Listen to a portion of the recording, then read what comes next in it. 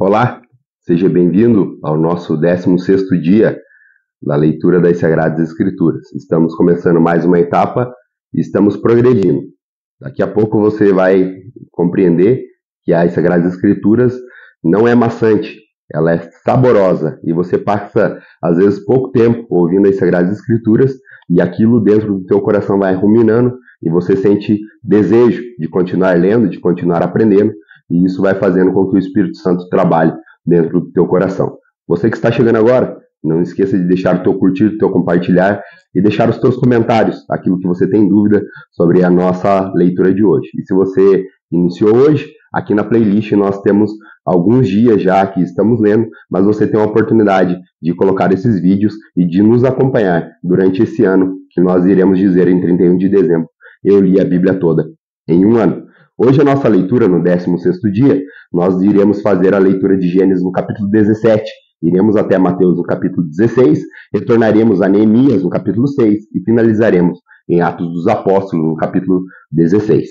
Hoje, sobre Gênesis no capítulo 17, que é a nossa primeira leitura, o Senhor Deus, ele reafirma a aliança que ele tem com as promessas que ele tem com Abraão, que ele tem concedido sobre a vida de Abraão, e também ele fala sobre um sinal da aliança dele com o povo, que é a circuncisão. Então nós começamos a leitura em Gênesis no capítulo 17, verso 1, dizendo assim: Quando Abraão estava com 99 anos de idade, o Senhor lhe apareceu e disse: Eu sou o Senhor Deus Todo-Poderoso, ande segundo a minha vontade, seja íntegro. Estabelecerei a minha aliança entre mim e você e multiplicarei muitíssimo a sua descendência. Abraão prostrou-se com o rosto em terra e Deus lhe disse: De minha parte, é esta a minha aliança com você. Você será pai de muitas nações e não será chamado Abrão. Seu nome será Abraão, porque eu o constituí pai de muitas nações. Eu o tornarei extremamente prolífero. De você farei várias nações e de você procederão reis. Estabelecerei a minha aliança como aliança eterna entre mim e você e os seus futuros descendentes, para ser o seu Deus e o Deus dos seus descendentes. Toda a terra de Canaã, onde agora você é estrangeiro, darei como propriedade perpétua a você e aos seus descendentes, e serei o Deus deles. Da minha parte, disse Deus a Abraão, guarde a minha aliança, tanto você como os seus futuros descendentes. Esta é a minha aliança com você e seus descendentes, aliança que você terá que ser guardada. Todos do sexo masculino entre vocês serão circuncidados na carne. Terão que fazer essa marca que será o sinal da aliança entre mim e vocês. Da sua geração em diante, todo menino de 8 dias de idade entre vocês terá que ser circuncidado, tanto os nascidos em sua casa quanto os que forem comprados de estrangeiros e que não forem descendentes de você. Sejam nascidos em sua casa, sejam comprados, terão que ser circuncidados. A minha aliança marcada no corpo de vocês será uma aliança perpétua. Qualquer do sexo masculino que for incircunciso e que não tiver sido circuncidado será eliminado do meio do povo. Quebrou a minha aliança. Disse também Deus a Abraão: De agora em diante a sua mulher não será chamada mais de Sarai, seu nome será Sara. Eu a abençoarei e também por meio dela darei você um filho. Serei eu e o abençoarei. E dela procederão nações e reis de povos. Abraão prostrou-se com o rosto em terra, riu-se e disse a Deus: Poderá um homem de 100 anos de idade gerar um filho? Poderá Sara dar à luz aos 90 anos? Abraão disse a Deus: Permita que Ismael seja o meu herdeiro. Então Deus respondeu: Na verdade, Sara, sua mulher, lhe dará um filho, e você lhe chamará Isaque. Com ele estabelecerei a minha aliança, que será a aliança eterna para os seus futuros descendentes. E, no caso de Ismael, levarei em conta o seu pedido. Também o abençoarei e o farei prolífero e multiplicarei a sua descendência. Ele será pai de 12 príncipes e dele farei um grande povo. Mas a minha aliança eu a estabelecerei com Isaque, filho que Sara dará a você no ano que vem, por essa época. Quando terminei de falar com Abraão, Deus subiu e retirou-se da presença dele. Naquele mesmo dia, Abraão tomou seu filho Ismael, todos nascidos em sua casa, e os que foram comprados, e todos do sexo masculino da sua casa, e os circuncidou, como Deus ordenara. Abraão tinha 99 anos quando foi circuncidado, e seu filho Ismael tinha 13. Abraão e seu filho Ismael foram circuncidados naquele mesmo dia. E Abraão foram circuncidados todos da sua casa, tanto os nascidos em sua casa, quanto os que foram comprados de estrangeiros. Agora nós faremos a leitura de Mateus no capítulo 16, aonde Jesus ele acaba aqui predizendo, no trecho mais importante de Mateus 16, ele prediz sobre a tua morte, sobre como que deveria ser a tua morte. E nós iniciamos a leitura assim.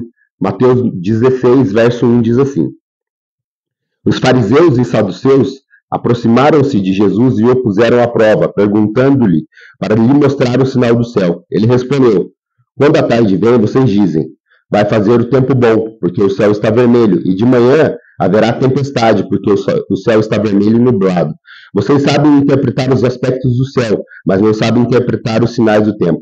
Uma geração perversa e adúltera pede um sinal milagroso, mas nenhum sinal será dado a vocês, a não ser o sinal de Jonas. Então Jesus os deixou e retirou-se. E um dos discípulos, para o outro lado do mar, esqueceram-lhe de levar o pão.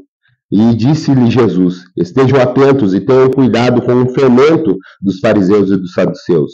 E eles discutiam entre si: Por que não trouxemos pão? Percebendo a discussão, Jesus lhes perguntou: Homens de pequena fé, por que vocês estão discutindo entre si sobre não terem pão? Antes ainda não compreendem? Não se lembrem dos 5 pães para os 5.000 e quantos cestos vocês recolheram? Nem dos 7 pães para 4.000 e de quantos cestos recolheram? Como é que vocês não entendem que não era de que pão que eu estava lhe falando? Tenham cuidado com o fermento dos fariseus e dos saduceus. Então entenderam que não estavam dizendo para tomar cuidado com o fermento do pão, mas sim com o ensino dos fariseus e saduceus. Chegando Jesus à região da Cesareia de Filipe, perguntou-lhe a seus discípulos: Quem os outros dizem que o Filho do Homem é? Eles responderam: Alguns dizem que é João Batista, outros dizem que é Elias, ainda outros dizem que é Jeremias e outros dizem que é os profetas. E vocês? Perguntou-lhe. Quem vocês dizem que eu sou? Simão Pedro respondendo: Tu és o Cristo, o Filho do Deus vivo. Respondeu Jesus: Feliz é você, Simão, filho de Jonas, porque isso não foi revelado a você por carne ou sangue, mas por meu Pai que estás no céu. E eu digo a você que é Pedro, e sobre essa pedra edificarei a minha igreja, e a porta do Hades não poderá vencê-la. Eu darei a você a chave do reino dos céus. E o que você ligar na terra será ligado nos céus, e o que você desligar na terra será desligado no céu. Então advertiu seus discípulos que não contassem a ninguém que ele era o Cristo. Desde aquele momento, Jesus começou a explicar aos seus discípulos que era necessário que ele fosse para Jerusalém e sofresse muitas coisas nas mãos dos líderes religiosos, dos chefes dos sacerdotes e dos mestres da lei, e que fosse morto e ressuscitasse no terceiro dia. Então Pedro, chamando-o à parte, começou a repreendê-lo, dizendo: Nunca, Senhor, isso nunca te acontecerá. Jesus virou-se para ele e repreendeu: Para trás de mim, Satanás, você é uma pedra de tropeço para mim, e não pensa nas coisas de Deus, mas nas coisas do homem. Então Jesus disse aos seus discípulos: Se alguém quiser acompanhar-me, negue a si mesmo, tome a sua cruz e siga-me. Pois quem quiser salvar a sua vida, perdê-la, mas quem perder a sua vida, por minha causa a encontrará. Por isso, o que adiantará o homem ganhar o mundo inteiro e perder a sua alma? Ou o que o homem poderá dar em troca da sua alma? Pois o Filho do Homem virá na glória de Deus, de seu Pai, com seus anjos, e então recompensará a cada um de acordo com o que tenha feito. Garanto a vocês que alguns dos que aqui se acham não experimentarão a morte antes de verem o Filho do Homem vindo no seu reino. Nós agora iremos até Neemias, no capítulo 6, que nós encontramos nessa passagem a intimidação de Sanbalat e Tobias, que tentam fazer com que a reconstrução dos muros e também das portas de Jerusalém não avance. Então eles tentam intimidar de todas as formas para que a obra pare. Mas vamos ver dentro da narrativa dessa história como isso se sucedeu. Neemias, no capítulo 6, diz assim: Quando Sambalate, Tobias, Gesem, o árabe e os restantes dos inimigos souberam que havia reconstruído o muro e que não havia deixado nenhuma brecha, embora então até eu ainda não tinha colocado as portas no seu lugar, Sambalate e Gesem mandaram a seguinte mensagem: venha, vamos nos encontrar num dos povos da planície de Ono. Eles, contudo, estavam tramando fazer-me o mal. Por isso enviei eles mensageiro com essa resposta: estou executando um grande projeto e não posso descer. Por que parar a obra para ir encontrar com vocês? Eles me mandaram 4 vezes a mesma mensagem. Todas as vezes eu lhe mandei a mesma resposta. Então, na quinta vez, Sambalate mandou-me um de seus homens de confiança a mesma mensagem. Ele tinha nas mãos uma carta aberta e estava escrito: dizem entre as nações, e Gesem diz que é verdade. Diz que você e os judeus estão tramando uma revolta e que por isso estão reconstruindo o muro. Além disso, conforme dizem, você está na iminência de tornar o rei deles. E até nomeou profetas para fazerem em Jerusalém a seguinte proclamação, diz a seu respeito: ao rei em Judá, ora, essa informação será levada ao rei. Por isso vamos conversar. E eu lhe mandei essa resposta: nada disso que você está dizendo está acontecendo. É pura invenção tua.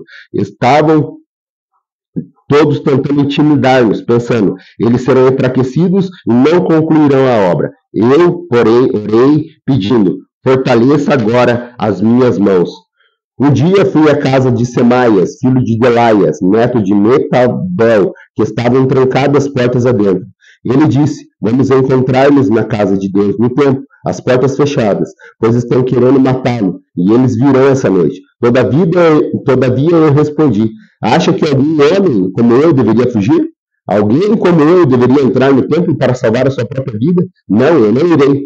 Percebi que Deus não o tinha enviado e que ele tinha profetizado contra mim, porque Tobias e Sambalate o tinham contratado. Ele tinha sido pago para me intimidar, a fim de que eu cometesse um pecado agindo daquela maneira. Então eles poderiam difamar-se-me e desacreditar-me.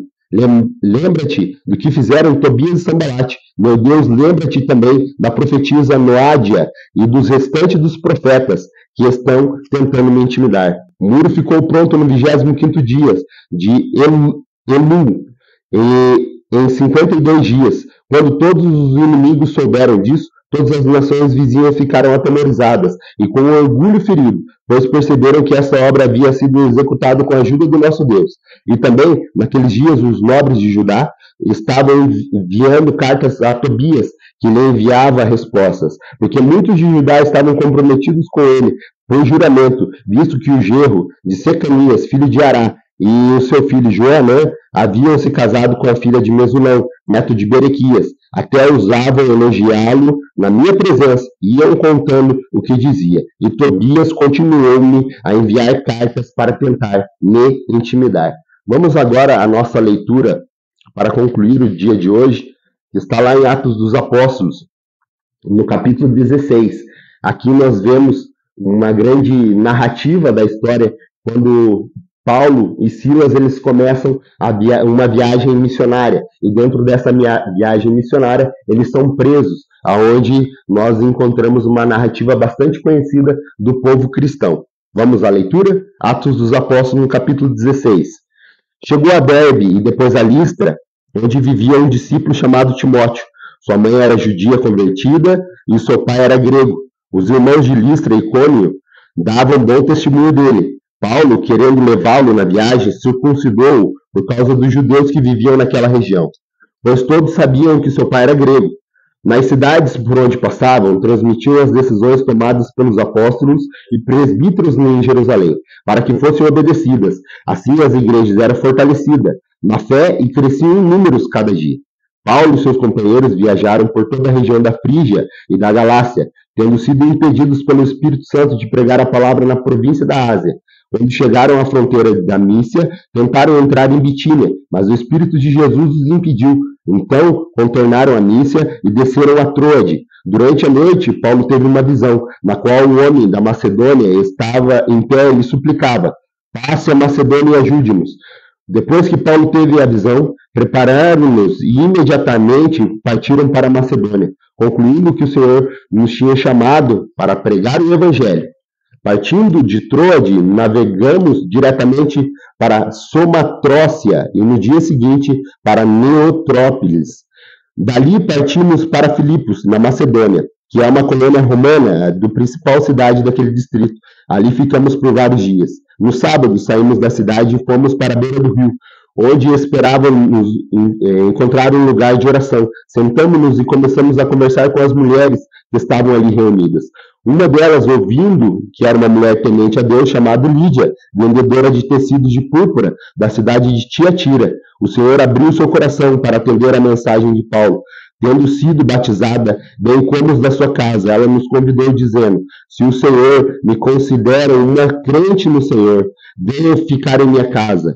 E nos convenceu. Certo dia, indo nós para um lugar de oração, encontramos uma escrava que tinha um espírito pela qual predizia o futuro. Ela ganhava muito dinheiro para os seus senhores com adivinhações. Essa moça seguia Paulo e a nós gritavam: estes homens são servos do Deus Altíssimo e anunciam o caminho da salvação. Ela continuou fazendo isso por muitos dias. Finalmente, Paulo ficou indignado. Voltando-se para ela e disse: Espírito, em nome de Jesus Cristo, eu ordeno que saia dela. No mesmo instante, o espírito a deixou. Percebendo que a sua presença dava lucro e tinha se acabado, os donos da escrava agarraram Paulo e Silas e arrastaram-o para a praça principal, diante das autoridades, e, levando-os aos magistrados, disseram: esses homens são judeus e estão perturbando a nossa cidade, propagando costumes que a nós, romanos, não é permitindo aceitar e nem praticar. A multidão ajuntou-se contra Paulo e Silas, e os magistrados ordenaram que se retirassem as roupas e os açoitarem. Depois de serem severamente açoitados, foram lançados na prisão, e o carcereiro recebeu uma instrução para vigiá-lo com cuidado. Tendo recebido tal ordem, ele os lançou no cárcere interior e prendeu-nos nos pés do tronco. Por volta da meia-noite, Paulo e Silas estavam orando e cantando os hinos a Deus. E os outros presos o ouviram. De repente, houve um terremoto tão violento que os alicerces da prisão foram abalados. E imediatamente todas as portas se abriram e as correntes todos se soltaram. O carcereiro acordou e, vendo as portas da prisão abertas, desembanhou a sua espada para se matar, porque pensava que os presos tinham fugido. Mas Paulo gritou: não faça isso, estamos todos aqui. O carcereiro pediu luz, entrou correndo e trêmulo, prostrou-se diante de Paulo e Silas. Então os levou para fora e perguntou: senhores, o que devo fazer para ser salvo? Ele respondeu: creia no Senhor Jesus e será salvo você e a sua casa. E pregaram a palavra, e ele e toda a sua casa.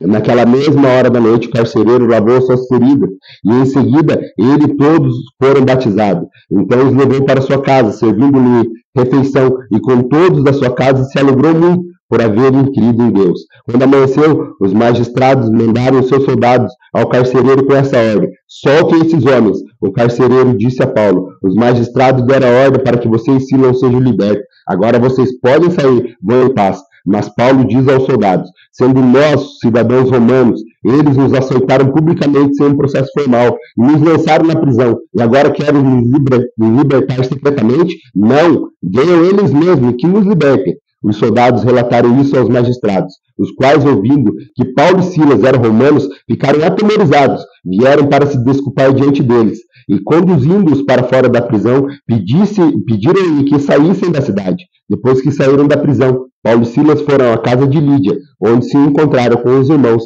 e os encorajaram, então partiram. Muito obrigado pela tua companhia, pela leitura de hoje, e te aguardo amanhã, no 17º dia, para mais um compromisso de leitura das Sagradas Escrituras. Que a paz do Senhor alcance a tua casa e o teu coração, e que o poder transformador da tua palavra alcance a tua alma. Poder transformador da palavra do Senhor.